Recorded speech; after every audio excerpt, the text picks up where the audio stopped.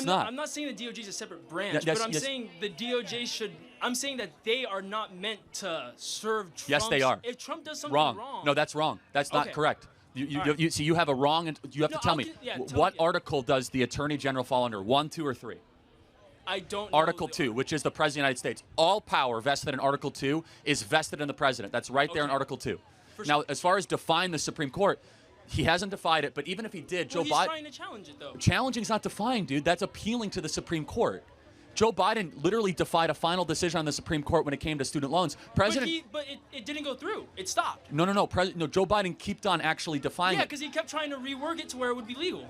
Again, but the point, he actually... He stopped. He materially defied it. That's beside the point. He kept But trying Trump until is the not, Supreme Court Trump is found not him, currently defying the Supreme Court.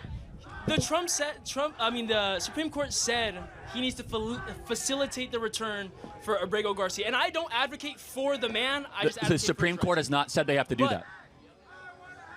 They haven't.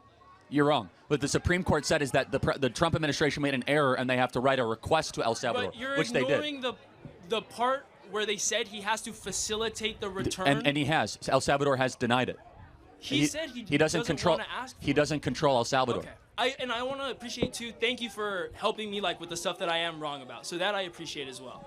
Last point. Then we have a long line. Okay. I also want to say too.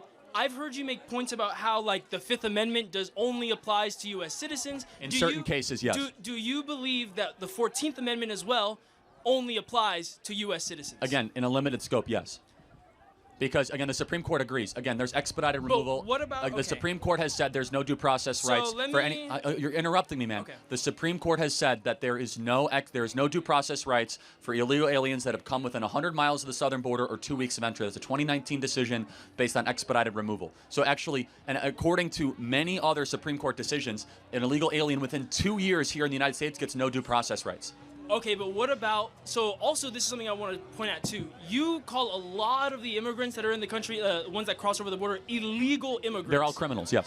When